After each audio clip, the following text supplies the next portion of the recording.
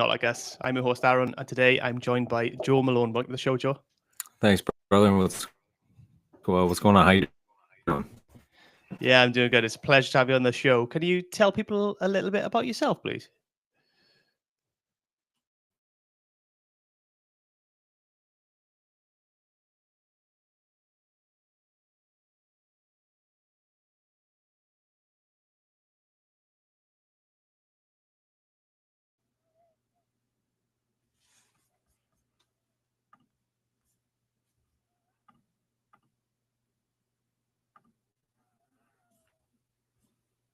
Hey, you got me again? Man, yeah, that was crazy since we kicked it off.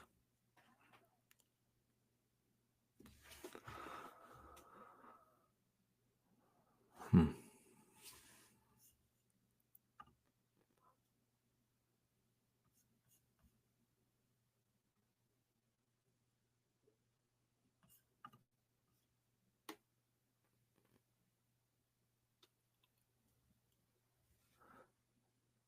Yeah, I don't know if you could hear me. I could like see you now, but I can't hear you. I got full internet too. I don't know what's going on here. How's that? How's that? There we go. There you Yeah. go. We're back. We're back. Cool. Sorry about that. It's a All bit of right. a Cool. Yeah. rocky start, mate. Don't worry about it. Can you tell people a little bit about yourself? Right on, man. Yeah, for sure. I'm a former dope addict when I was like a kid. I really don't honestly even call myself that. People say you're always in recovery. I kind of say that's BS. But I used to shoot up dope, used to do petty crime. Joined the Marine Corps, did 13 years, became a special operations Marine, and then got out after my 7th deployment. Kind of got kicked out, but I was going to get out anyways. And just got sick and tired of supporting the wrong people overseas. I ended up doing a couple years of contracting for some organizations. And after I had my son and a couple of close calls in Africa, I just decided I wanted to take everything back here to the States and help out everyday people. That was about 2020. And so clearly the world was falling apart. People became overly reliant on the emergency management system. And I saw a big need for people to learn how to take care of themselves when it came to violent encounters and things like that. Yeah, that's quite. I mean, the contracting stuff is quite intense, right? I know I have a few friends who did that after they left the Royal Marines, and that can be quite. The money's good, but obviously the risk comes with it, right? Oh man, I almost burnt down. Well, I almost got killed in Somalia, rescuing a chick. Wasn't even terrorist related. It was this chick didn't listen to me. It's a ocean related thing. But I literally thought we were going to die, man. I literally thought that we were going to die. And then I was over in West Africa and I almost burnt an entire hotel down to the ground because I thought this group of guys were coming after me. And I was waiting for it. Fortunately, they didn't find me, though. Yeah, it must be dodgy that. And you say you help people now with like violent crime and stuff. And what is it like in the States? Is there quite a lot of violent crime? Yeah, I mean, the United States is huge, man. You got 350 million people. It's one of the largest countries in the world, and it's also really diverse. And you hear about the open border the last few years, and it really has had a big impact. Some people will act like it hasn't, but the reality of it is that it absolutely has. And we are also seeing a lack of prosecution for criminals in the United States right now, in a vast majority of densely populated areas. And so, what was once a serious offense, like let's say armed carjacking, you could go to prison for that when you get caught. Nowadays, dude, you could carjack somebody and get arrested, and you're out by dinner time. And so that lack of repercussion has had a really negative effect on deterrence, especially with these younger kids who are seeing the older generation go through that. So they're participating in this stuff at younger ages and in more organized fashions with the illegals that have crossed the border. And I'm not saying all illegals are criminals, but there has been a massive influx of illegal people who have. I'm not saying all illegal immigrants are bad people, but there has been a lot of criminal organizations that have also come across the border within those numbers. So you see a lot of it, or more of it, I should say, than you have. But I always kind of reframe things where I tell people, look, like, whether there's a lot or not a lot, it really doesn't matter. Most people are good people, like plain and simple. Vast majority of people are really good people, just scared, confused, anxious, going through their own daily lives. But what the reality of it is that if you find yourself, so I did a piece of content earlier this morning on a car that crashed on the highway, and the person was stuck up against the guardrail and the car burst into flames and they couldn't get out. And there's like 8 people trying to pull this person out of the car. Nobody knew how to just break a window or had the physical strength and ability to do that and like pull them out. Fortunately, eventually something happened and they did survive. But stuff like that, man, it's just like you can't give your own personal safety up to just hope and chance. You know, the one time somebody actually does come to rape you, rob you, stab you, shoot you, or somebody that you love, if you don't have the ability to protect them, I mean, especially as a man, I always speak from the context of a male and a father and a husband because that's what I am. But I mean, what good am I? Like if I can't even protect my children against somebody who's trying to harm them. And again, it's not to say that you need to be living with your head on a swivel. It's not necessarily even, relative to the amount of crime that perhaps is in your area of living. Again, most people are good people, but it really is just about developing a sense of self-reliance and cultivating, a can-do mindset more than anything. Yeah, it helps with confidence as well, right? If you know you can kind of take care of yourself and take care of your family, that just breeds a lot more confidence in yourself and in your life to go out and enjoy it. Absolutely, 100%, man. Nobody ever learned, I mean, not that I've met yet, but nobody ever learned a new skill and was like, "Oh, well, that was stupid." Like, you learn how to use a firearm, you learn how to, secure your home, you learn how to, handle yourself on the mats or, in a hand-to-hand type of conflict. And it does create a lot more confidence within yourself, which actually bleeds through in other areas of your life.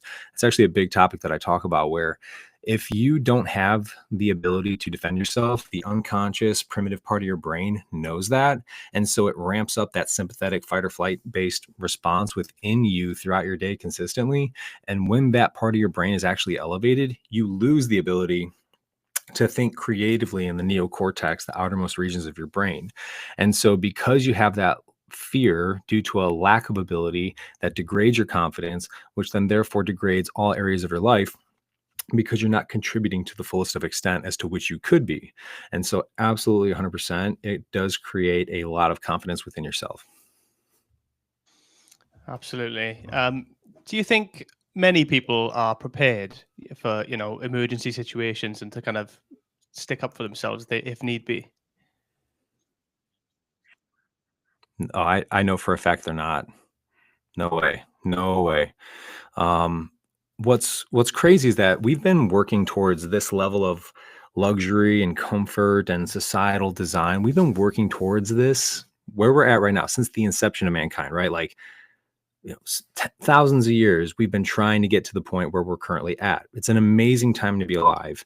But the unforeseen side effect of having like, what's the number you guys call if you need police? 999.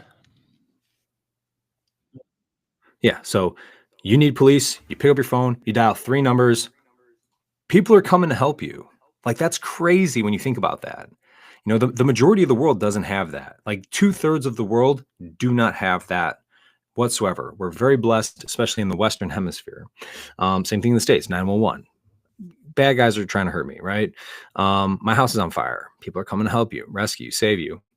But the unfortunate side effect of that is we somewhere along the way, like, it's become expected. Like, how upset would you be? It's like some people's worst nightmare. Somebody's breaking into your home forcefully. They're trying to kick in your front door. But you've taken my training. You got good reinforcement fundamentals, and it's taken them a second. And you call 999. You're like, "Hey, I need some police. Please come and help me." And it's like, your call will be answered in the order it was received. Dude, and you get like elevator music. How freaking pissed off would you be? I mean, if that happened to you, would you be upset? Yeah, you'd be furious, right? Yeah, and so it's like, where did we get this sense of entitlement that we should just be able to pick up the phone and dial 3 numbers and people are like bellboys, supposed to be coming and helping us out? Um, it's because it's been so well structured over the last few decades that it's become secondhand nature. I mean, I would be pissed if I called 911 and nobody answered. It's literally like a nightmare that I've had before where I'm like calling and nobody's answering and I'm like, why is nobody coming to help me?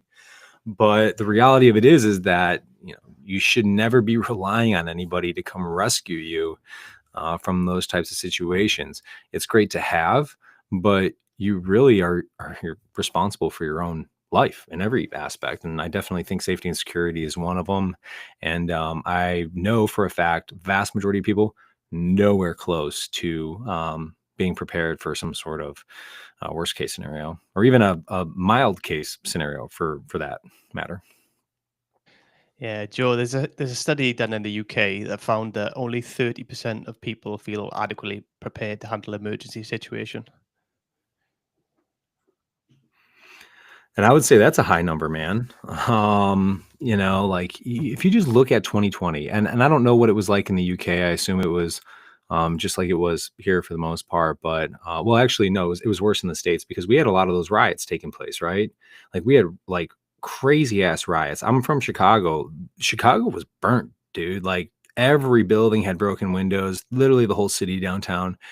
And if you got in a car accident, if you had like your child was choking on something at the house, if somebody was breaking into your home, police literally were not coming. Ambulances were not coming. They had zero ability to help you.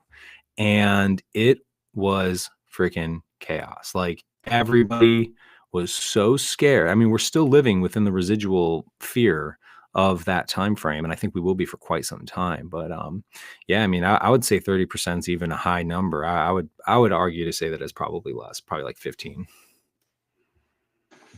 Yeah, I'm not sure how good the study is because obviously that's surveying people, so some people may overegg it and be hamming it up a little bit. But Yeah, um, there's also research that shows if people are trained in situational awareness, then they're 40% more likely to avoid physical altercations and accidents in public settings. I believe it. Absolutely. Yeah.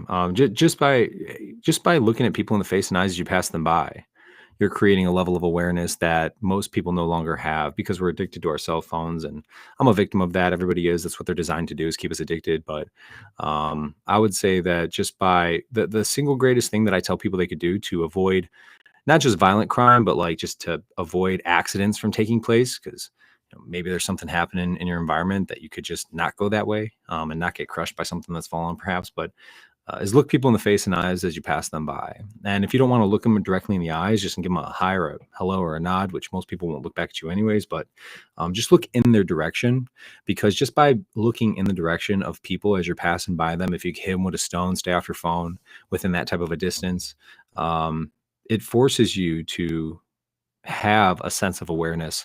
And then I also tell people this acronym called GRACE, where it's like, hey, gender, race, activity, company, expectations. So you should, within a stone's throw of your distance, you should be able to have the level of awareness to where you can at least tell one of those, like, hey, what's the gender of that person? Is it a guy or a chick? What's the race of that person? What type of activity are they performing? Do they have people with them, any company? And is it what I would expect somebody to be doing here in the environment that I'm in? If you could just identify like one or two of those as you're going about your day with people around you, your level of awareness is exponentially higher than anybody else's. And I mean, that could definitely save your life. And I don't believe in like living with your head on a swivel. You always got to be ready. It's like, dude, who wants to live that way? Like, I don't want to, I don't want to go around like being stressed out all day long. It just doesn't seem like a way to live. Yeah, we don't want to put ourselves in that kind of position where we're constantly feeling kind of stressed or on edge, but we equally need to be aware of what's happening around us. And I think it's kind of like the jungle, right? That the lions and all the predators or whatever, they all prey on the unsuspecting or the weak. So you just need to be able to be aware of what's going on around you, because then that way you can avoid situations a lot of the time. Yeah, absolutely. I was watching a video a couple days ago, and there was a construction site with like a big old saw, and something happened where the saw, while it was rotate, like thing, it came like flying off the thing it was on, the machine it was on, and it went screaming across the street. And fortunately, this guy was had his head up and he was just looking around, and he heard a weird noise, and all of a sudden he saw this massive saw blade just screaming towards him, and he just kind of like stopped, and the saw blade like went right into the wall right in front of him. So little stuff like that too, can definitely make I mean, it can make all the difference in your life. Absolutely. Is that something that you teach people, situational awareness? Yeah, I call it the rule of fives and 25s. Look people in the face and eyes as you pass them by, and if you hit them with a stone, stay off your phone. I understand that, a lot of the way that our so habits are like everything. You show me your habits, I can show you your life and your future. But our phones have and social media. Have you seen the documentary Social Dilemma? No, I don't think I have. I've seen it advertised, but not watched it. I would check it out, man, because it's like literally the marketing creators of Facebook, Instagram, YouTube, Pinterest, all the major social media sites. It's the people who created the marketing platform. They're even like, hey, we're addicted to this. Our families are addicted to this. It's so addictive that we can't even stop it ourselves. And that really opens up your sight to, okay, well, if I'm doing something repetitively over and over again, I.e., looking at my phone, if that phone's releasing certain neurochemicals within my body, like dopamine or even adrenaline, because if it bleeds, it reads, survival basic instincts within the human condition, we always prioritize negative information over positive because it's survival based. And that's the number one priority our brain has at an unconscious level. So social media, the phone's sleek, it's nice, it's sexy, it's the brand new thing, it's so cool, it's so beautiful. And then I'm on social media at the same time. The way that things are shaped and shaded and the little red notifications, it makes me want to go in there. And then it's like all this negative information, all this idiot, that idiot, that idiot. Oh, hey, there's a cool video. That idiot, that idiot, that idiot. Oh, hey, there's a cool video.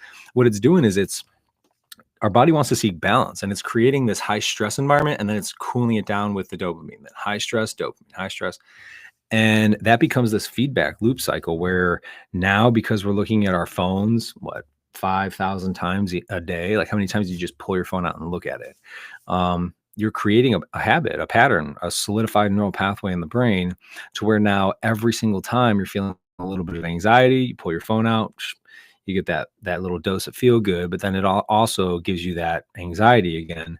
And so a lot of the situational awareness stuff that I teach is getting people to understand the way that the brain forms new pathways and how it creates behavioral patterns. And so that you can become aware of your own addictions when you're being triggered with those addictions, specifically with using the phone, and what you could do about it. And so just by beginning to change those habitual behaviors, you could start the process of what's called neuroplasticity, where you won't become as addicted, and you could become more aware of your environment. Because absolutely, if 20 people are staring at their cell phone, I mean, and I'm a criminal, I'm gonna rob all these people, and none of them are gonna see me coming up on them. But that one person who's aware of their environment, head up, looking around, engaging people, yeah, I'm gonna just let that person pass.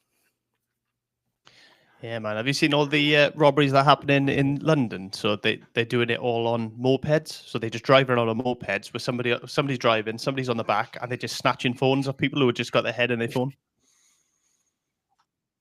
Yeah, well, what's interesting about that tactic is that's new to the UK. That's been a big tactic used, especially in Central South America, and Africa. And it's interesting to see because a lot of European nations had these like open immigration policies for quite some time. I don't know if the UK's dialed back on that or not. But it's interesting to see now how those types of crime tactics are taking place in other nations. What we're seeing in the United States is we're just seeing like massive, like 10 guys are breaking into people's homes, like 10 people are like taking over apartment complexes and demanding cash from the tenants and things like that. And so it's going to be interesting the next couple of years, especially because American politics influence the world so heavily. It's going to be interesting to see who gets into office and how that influences the global economy from like a criminal perspective. Yeah, I think with the criminal behavior though, it's ever evolving, right? And if they see something that works, they'll use it. And law enforcement's always kind of chasing that. It's always behind the curve. Yeah, absolutely. And that kind of reinforces the idea that we need to be capable of being aware of these things and defending ourselves first and foremost. Because, the brain's number one priority. And I keep reverting back to this all the time when I do speaking engagements, is that the number one priority is survival. Our brain at the most primitive level, the basal ganglia at the base stem of the brain, it says, hey, is what I'm about to do going to kill me or hurt me or degrade the quality of my lifestyle? And if the answer is yes, we do our best to avoid it by all costs, just naturally. And if criminals start to face repercussions, things like, oh, I tried robbing this guy and he shot me. Okay, well, that sucked. Maybe I won't do that again. That's like the instantaneous effect. But what happens is when you look at it long term over a period of time, you have youth that are being raised in these high crime environments, and they're seeing these older criminals get away with these crimes. They're not facing punishment or prosecution. They're getting away from the police. They're doing what they want, living the life that they want, or whatever. Being cool, tough guy. But the reality of it is that if those kids start to see the repercussions of people fighting back, whether it's they watch that guy get shot, now he's paralyzed, he's dead, he's wearing a colostomy bag his whole life, maybe he's walking with a gimp or his bones are broke. Maybe, somebody learns how to fight back and they disarm a criminal with a knife and they stab him back or something like that, or they crack him in the head with like a pipe, in defense of themselves. People are going to start to see those repercussions, and it's not going to be as enticing anymore. They're going to kind of look for other routes and avenues of life and income, because our brain's natural response is to say, hey, if I have a great chance of getting my skull cracked open, maybe I don't want to do that. And so yeah, even though they will always kind of be like one step ahead in that context, the best thing that I think we could do as human beings is just learn how to protect ourselves and to protect one another. Like, what if you saw a woman getting raped? Like, do you have the ability to help that woman? Like, plain and simple. And if the answer is no, man, that's just a all around bad situation for everybody involved. Then it's horrible for the woman.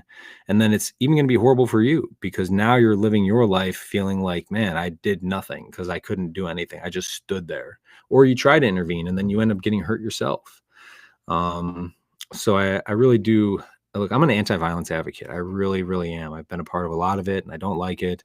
I think it's a horrible thing, but I do recognize the important influence that it can have on maintaining structure within society. Absolutely, 100%.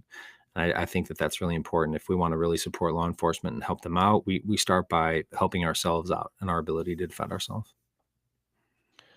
Yeah, I think it's important, and I think it's important to be capable of violence and dealing with violence. Um, but that doesn't mean you have to show it, right? You can still be a good man even though you're capable of violence. 100%. And what's interesting, and I call this the lethal lifestyle concept, where those capable of great lethality are capable of preserving great peace within yourself, within your community. And when you look at like the samurai, it's called Bushido, the way of the warrior, and how they lived with this code of existence, where yeah, you need to be capable of great violence in a justified context, but you avoided it, at all costs. And you lived with a positive mindset. You beautify things in your life. You are disciplined. You're structured. You're contributing to society in every way that you possibly can. What's really interesting is that almost all the time, when people are capable of great violence, they're the ones least likely to actually use it, because they've seen it, they've experienced it. They know how bad of a time it is. And I'm not saying all the time, but like when you look at a lot of professional fighters, yeah, sure, every now and then they'll get in a skirmish because emotions are running high or whatever. Maybe they're even young, but generally speaking, when you have people who are capable of and have used, force and whether professional fighting or military or something, usually they end up trying to be a pretty peaceful person. At least in my experience. I don't know if you've experienced anything different, but yeah. Yeah, man. I've done jujitsu, boxing, Muay Thai, bit of MMA and stuff like that. And the guys who do that are generally peaceful guys. They know they're capable of it, so they don't have to prove anything to anybody. So Yeah, exactly. Yeah, and it's just interesting how that happens, right? Like those who are really like if you're a criminal and you pull a gun on somebody and they turn to you with like a stone cold look on and they go, "Seriously?" You probably just screwed up pretty bad. Like when somebody has that type of response to you when you're trying to be threatening with a weapon and they just look at you and they say, "Are you serious?" You kind of really just screwed up right there. It's funny how that just works out, right? Those capable of it are the ones who um, don't want to have to use it, plain and simple. yeah, and I think as well, like from my experience with the training I've done and stuff, actually getting beaten up or humiliated a little bit brings a bit of humility, but it also brings with it a little bit of confidence that you know what, I can take a bit of a shoe in if I have to. So I'm still willing to stand up for what I believe in because if I get a shoe in, so what? I'll come back another day and I'll still be here. Yeah, that's such a great point. The first time I got punched in the face, I was so petrified. And then I got punched in the face, and I was like, I'm still here. Like, my jaw didn't break and I'm not losing all my teeth, which unfortunately for some people that might be their first experience and that really kind of can have a long term effect on them. But yeah, once you realize it's like, hey man, like I'm not afraid to take licks. Like I've done it before, I'll do it again. And if you're really going to push me to that limit right now, then you'd better be willing to take twice as much as I am because I'm here to put it down. And yeah, you just become more comfortable with it because it's really not as bad as you thought it was going to be. Yeah, absolutely, and that's part of it, right? Is taking that because it takes a lot of the emotion out of it, and you just kind of relax into it, and you think more logically, and you can think about what you're actually doing. Yeah, 100%, man. Yeah. It's like you just said, it takes the emotion out of it, takes that fight or flight based response, that fight or fear based response, as I like to call it. And it just allows you to process the situation, process the information that's taking place. And yeah, I mean, this is what you want to do. All right, man, we'll do it. I really prefer not to, but if this is where we're going to go with it, then so be it. Yeah, man. If somebody came to you then, Joe, who had like no experience of kind of physical violence or anything like that, and they wanted to learn how to kind of protect themselves, protect their family, or just be more aware of stuff around them to look after themselves, what would the first thing that you kind of get them to do? Well, that's a lot of what I do deal with. I So I really like to specialize in firearms training specifically. Here in the States, firearms are legal, for the most part, at least. And there's never been a greater personal safety tool ever created in the history of mankind than a firearm. A firearm can take a 4'10", 90-pound, 80-year-old woman who can not just level the playing field, but can completely overwhelm a 6'5", 250-pound criminal. Like, plain and simple. Nothing else can do that. Not a taser, not a knife, not a baton, nothing except a firearm. And so I think it's really important that people learn how to use firearms effectively and proficiently. And so the first thing that I tell people is, you have to really develop the appropriate mindset that this is a tool and there's only a couple of safety rules along with it. There's 4 safety rules. That's it. And just like any other tool, if you don't use it regularly, then you're going to become rusty at using it effectively. And so you can do it 100%.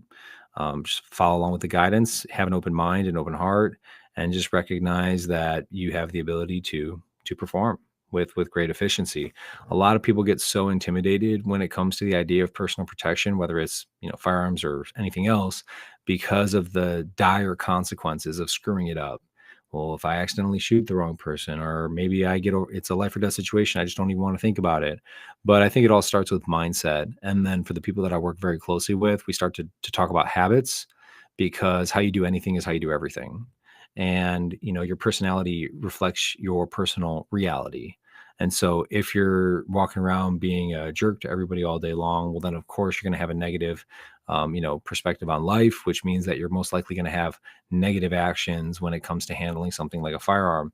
Whereas when you have a positive outlook on life and you're trying to, see the lessons within the struggles and the adversities that you're facing, and you develop good positive habits to reinforce the character of the person that you want to become, now you have somebody who's truly capable of, defending themselves and others in a justified context. And that's really important to me.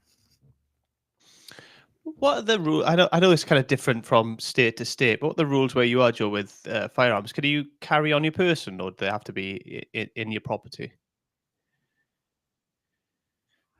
No, you can't carry on your person. You have to go through a class.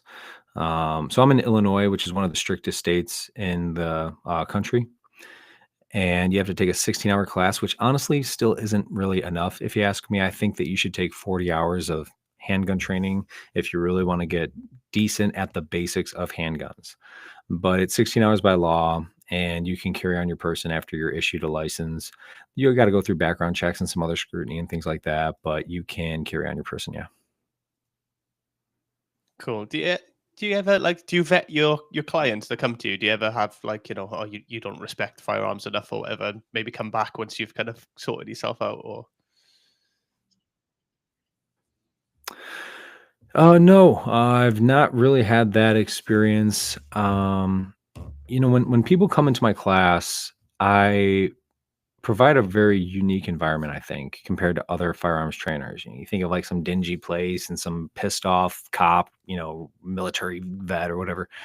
But that's not what we're all about here. What we're about is helping people understand how to effectively and proficiently use this tool. And so usually people come there with a sense of wanting to learn. Now, in gun ranges, yeah, I see that a lot. Like going to some of these other ranges, I don't really like it very much. Although there's standard weapon safety rules, standard etiquette, it's not standardized, meaning that it's just kind of like these loose rules that people don't necessarily have training to use these weapons appropriately. And that's where I see a lot of like the flagrant behavior coming into effect. And that's just really dangerous for a number of reasons. But as far as the students who come into my classroom, the number one biggest thing I see is that they're afraid. They're just scared of doing something wrong, looking stupid, hurting somebody. And so that's the biggest obstacle that I help people overcome right off the bat, is that fear factor, and really start to instill some confidence in them. I also think my background might also neutralize anybody who might act immature with a weapon, where you're coming into the classroom of a special operations Marine with a lot of time overseas, and I'm not gonna tolerate that by any means whatsoever. So I don't really deal with that too much, though. yeah, that's good because I've seen it, and it's the rare person in it, but that don't have that respect for that that tool or that weapon system, and it can be really dangerous if you let them people loose. Oh, absolutely, 100%. I can't stand it because, look, man, like people who own firearms have this super bad rep. I mean, I hear it from my friends over in the UK all the time, like, "Oh, a bunch of hillbillies with your beer and your guns." People in the rest of the world don't. It's interesting too, because I always tell my friends in Europe, I'm like, "How many times has your country been conquered?" Like my friends over in like Eastern Europe, especially, like, yeah, like how many times have you guys literally been invaded and conquered, and you have the audacity to talk smack about Americans and their guns? But that's like the facade that takes place, and this perception that you're like an ill-educated, roughneck with your guns and your cigarettes and your beer and your tattoos. It's just really not accurate. I think that that's kind of like a propaganda that's been created by people who want to control the population, and then you got to disarm the population before you can actually control them, plain and simple. And you do that through psychological, operations and information campaigns. Kind of a story for another time, but um, at the same time, there are like a lot of dumbasses, and like they just act like nothing bad can happen. I did some content on a video recently where these two little kids, 3-year-old and a 5-year-old, were like running around their living room playing. Kid sticks his hand under a pillow on the couch and a gun goes off. And the dad, who's in the kitchen, probably drinking and smoking meth or something, he starts yelling at the kids. He's like, "What did you do?" It's like, what did you do, you dumbass? Like, you leave a loaded gun hanging out underneath a pillow when there's little kids running around. And so, there are some people and there are some states where you don't need like any training at all.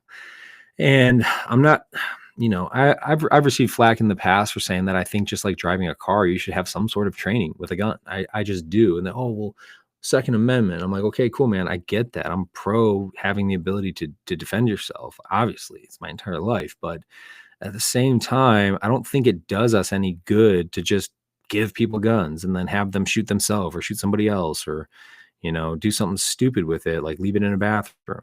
It doesn't really support the idea and the cause of being able to defend yourself against tyranny or a violent criminal or something like that. And so yeah, I totally agree that there are a lot of people who probably shouldn't have guns who do. And if you don't have proper training, you could really quickly screw it up and kind of go off pretty wild with it. Yeah, I think that's a good point. I do think, that training should be standardized across the entire country, really, to a good standard. Ultimately, it can kill people. So if you're just giving them to people who are not trained and not responsible, then, that they're the people that then have the accidents. So they're the people that cause the issues and bring about all the negative media attention. Yeah. Yeah, which supports people's narrative that, hey, we need to disarm everybody. It's just, to me, it's kind of crazy. Is we don't let people drive without a driver's test, and that could kill somebody. I think I wish there was a standard, because then my business would probably be doing a lot better across the country. But I do think that, yeah, like we should. I also think we should be teaching it in schools, though. Like that's kind of where I think this needs to start. I did some work with the Crimes Against Kids Task Force, where it's like the U.S. police force, where they bust pedophiles. And I learned in that time I was with those guys that, like, your kid has a 90% chance of coming into contact with a pedophile by the age of 13 if they play like Xbox. So I challenged my buddy one night. I said, I bet I could find a pedophile on your kid's phone in under 60 seconds. And he was like, yeah, right. We watch our cable. I found a pedophile in under 10. And he was sending him like my buddy's kid was sending him pictures of himself, pictures of his mail, of his house, of his dog, all sorts of stuff. But he had never been taught that there's creepy people on the other end who want to take advantage of you. And by educating our kids that pedophiles exist, we're reducing the likelihood of them actually falling victim and subject to those types of manipulative behaviors. Now, for the firearms, for the weapons, I have a 3-year-old son, and I've already taught my kid that, hey, this is daddy's gun, and you don't touch daddy's gun. And I did that in a way like a hot stove, like you teach a kid about a hot stove, where I basically was like touching, I was like, wasn't like traumatizing them. I did this thing where I locked the slide to the rear, send it home. I don't know if that makes much sense to anybody who might not be a firearms person out there, but the point is that at 3 years old, I could leave a gun in front of my child. Not saying that I would, but I have tested him with like rubber guns, like model guns. And he looks at it and walks away. He has no interest in it, because he's already been taught, like, hey, this is something that I need to respect. Like the hot stove, don't touch this thing. It's daddy's.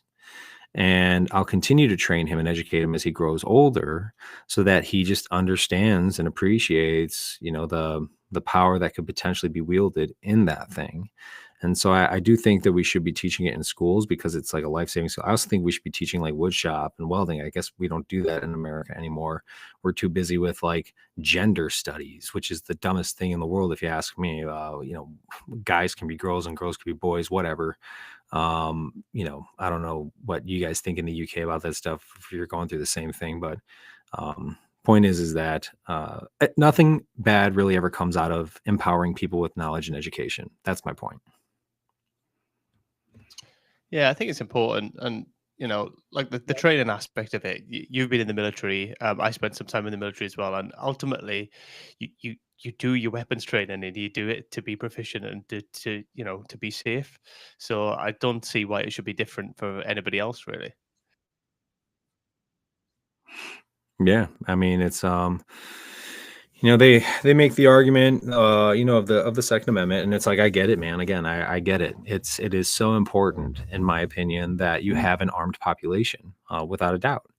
But we're in this strange dichotomy of where it's like taboo, and you're like a stupid redneck if you like guns, and on the other end, everybody needs to be disarmed. America is very polarized right now, which I think a lot of countries are, but I think America's suffering from it probably worse than anybody else. And it's unfortunate, but what it all boils down to is, can you protect yourself and your family? Plain and simple. Like that's really it.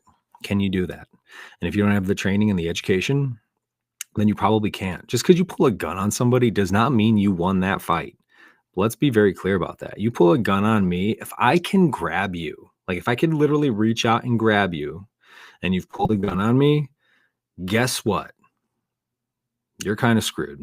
Like, you are not going to shoot me with that thing, and I'm probably going to take it from you, and I'm probably going to use it on you. And so just because people have a gun does not mean that they're going to automatically win anything whatsoever. You gotta be trained, gotta be educated. Yeah, and the Second Amendment right thing, just by asking people to do training to carry is not removing that right. It's just saying, we want you to carry, but in the right way. Yeah.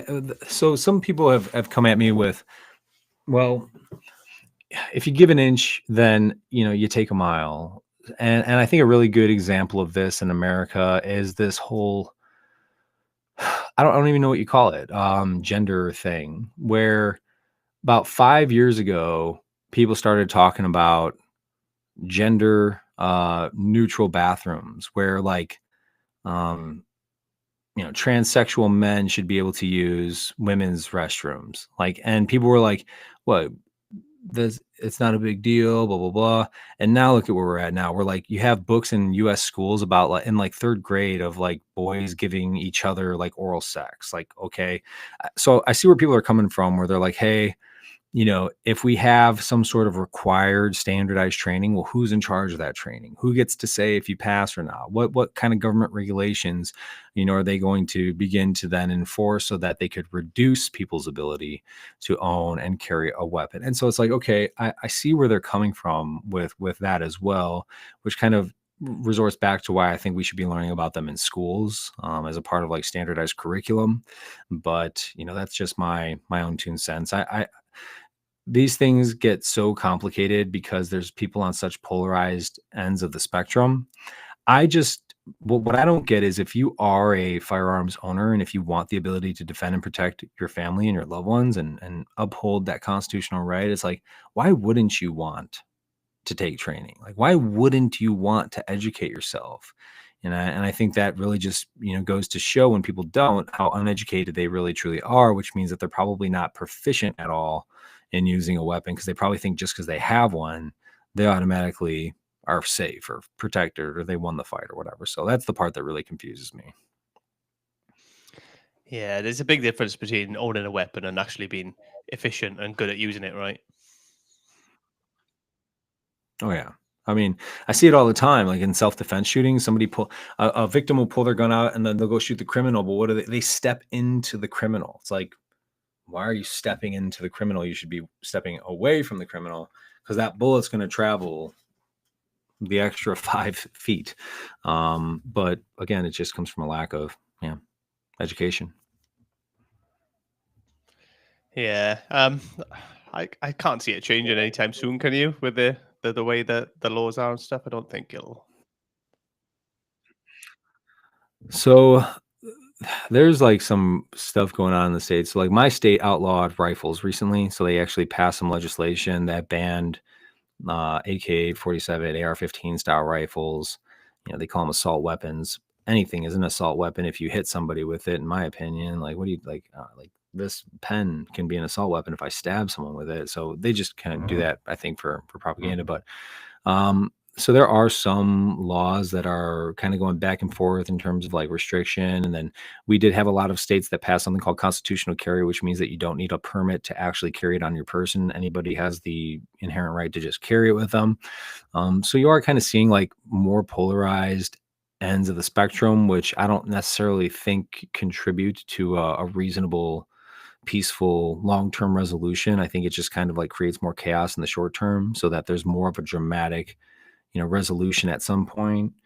Um, I hope that we don't see anything like that, because I really would take offense to trying to disarm a population. I mean, that is some scary.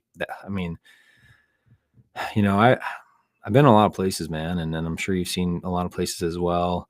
It's interesting though when I talk to my friends over in Europe, like, and I think it's like culturally based and how you guys have been brought up and raised. I'm not saying that you necessarily are a part of this group, but a lot of them are really comfortable, like, not having arms, like, not having the ability. And again, I find that ironic, because when you look at the history of Europe, like, nations have been getting taken over left and right for quite some time.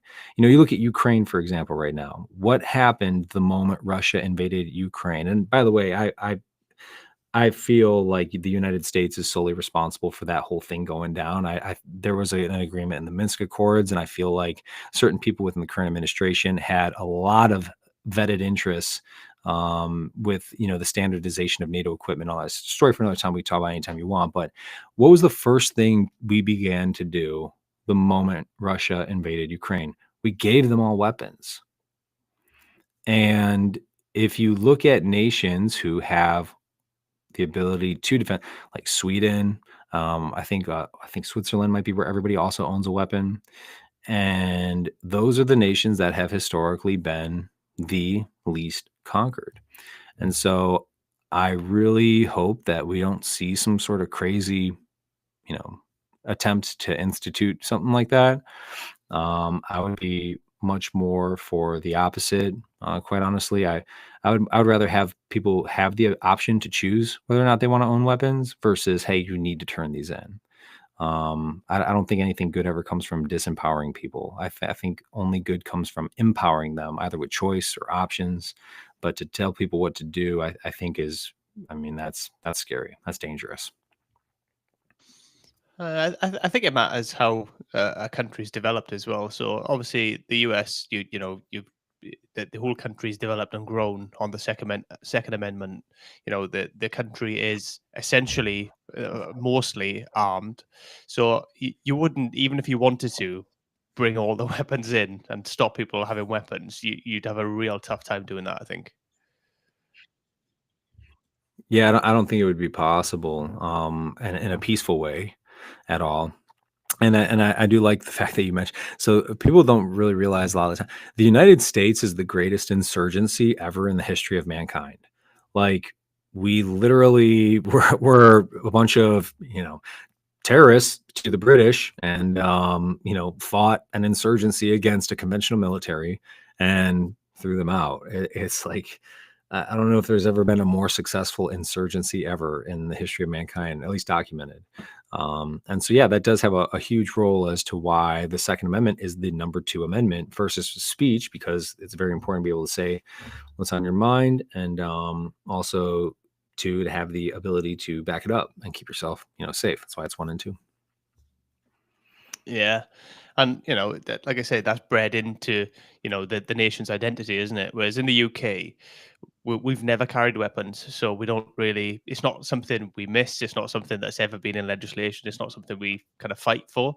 But that's not to say we don't have issues here. There's a lot of issues with knife crime in the UK, more so than anything else. Yeah, yeah, I agree. I think it's definitely a part of that cultural identity.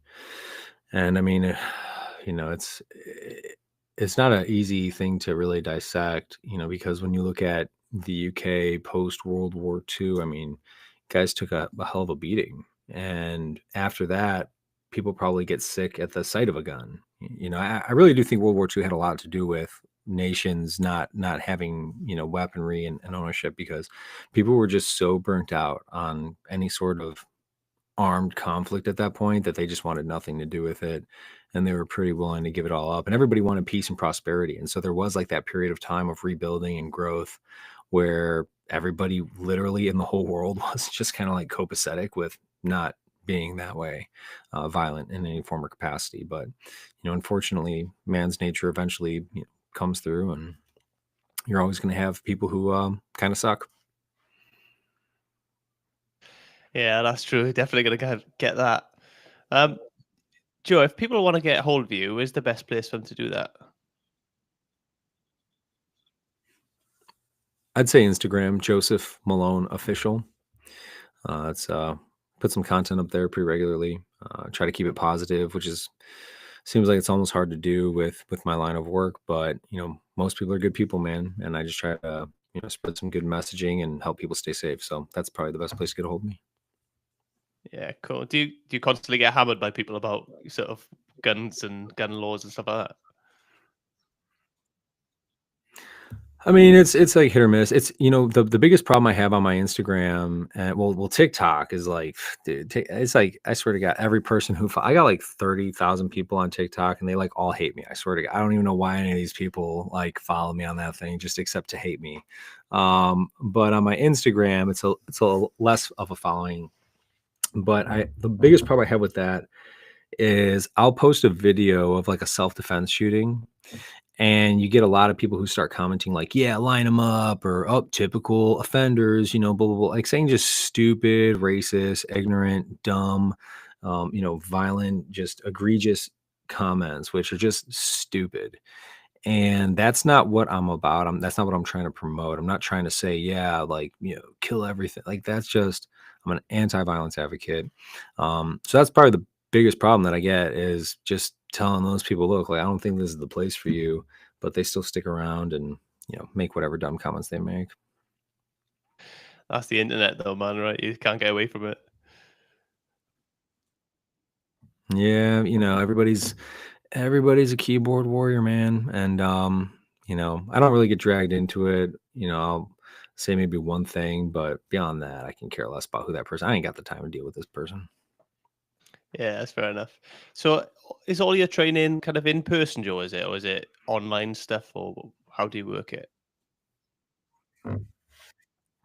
So I created an online platform as well, specifically a home defense series. So if anybody wants to learn how to defend their home, it's everything I do to keep my house safe, and it's not just gun related either. Most of it actually is things you could do in any country, in any nation, where we go over the 4 pillars of home defense, is what I call it.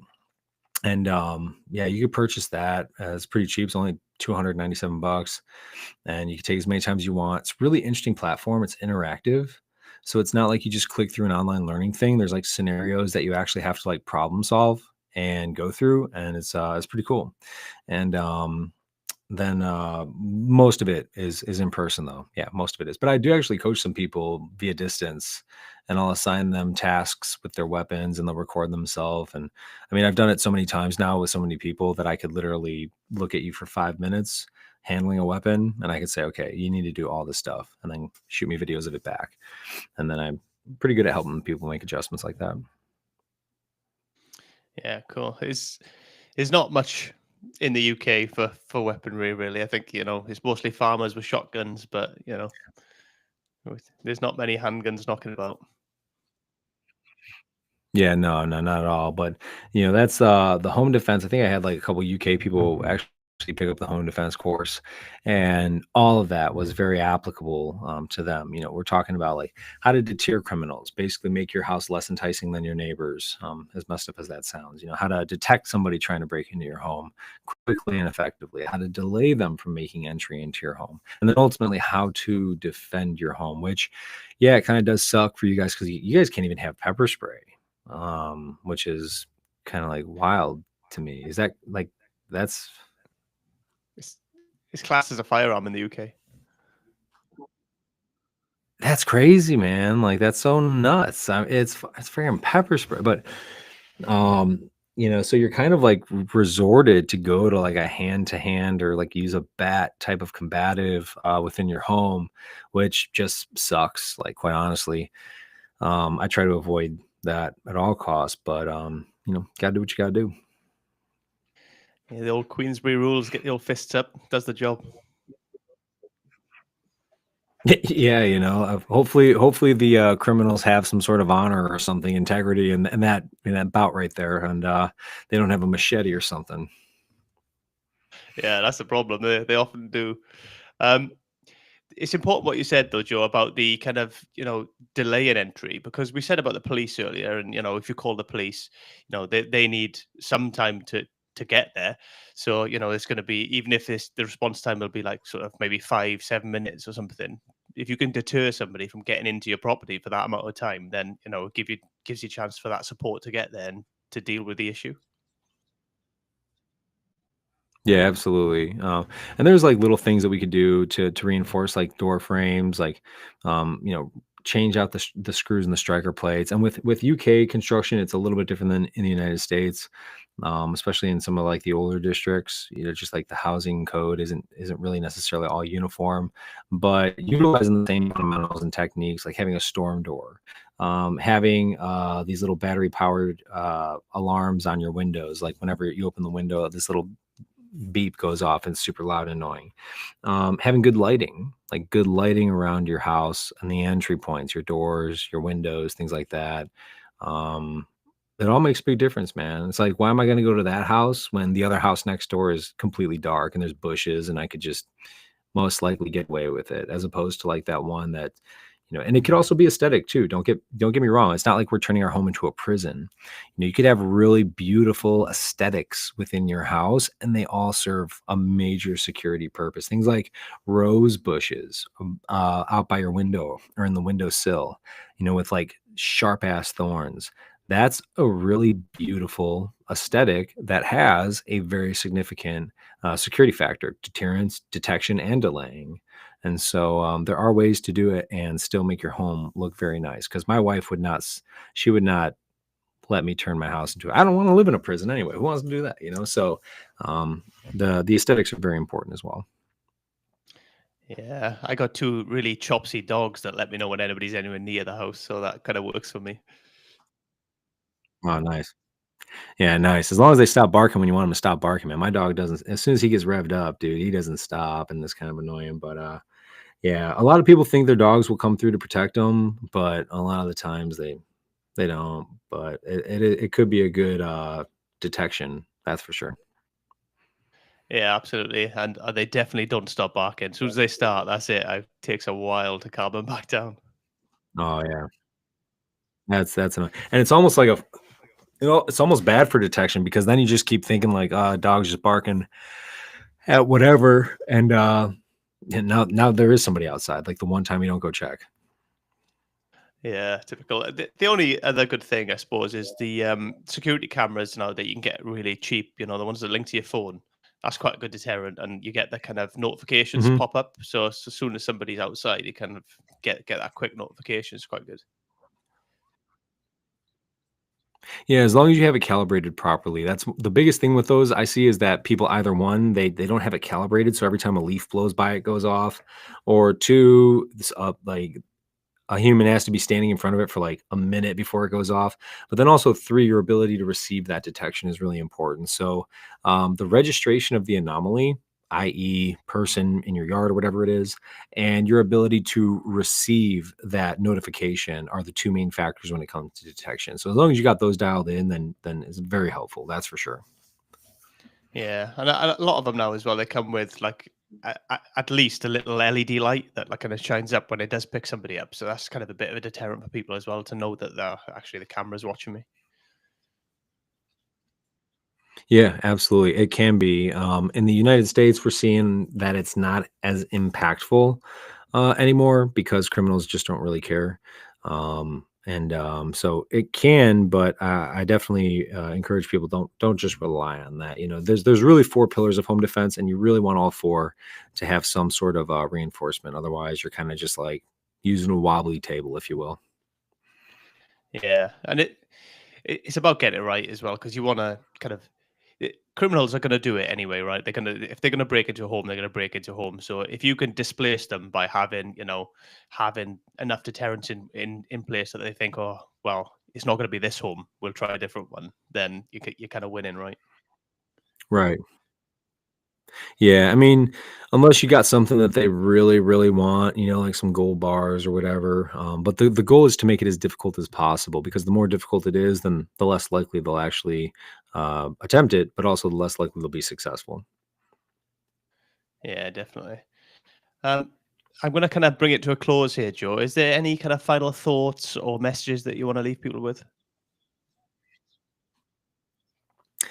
Man, just remember that most people are good people, and your biggest enemy is yourself, but also your greatest ally is yourself. If you cultivate the proper mindset, the proper habits of thinking, then not only can you literally accomplish anything, but you could really truly live a peaceful, happy, joyous life.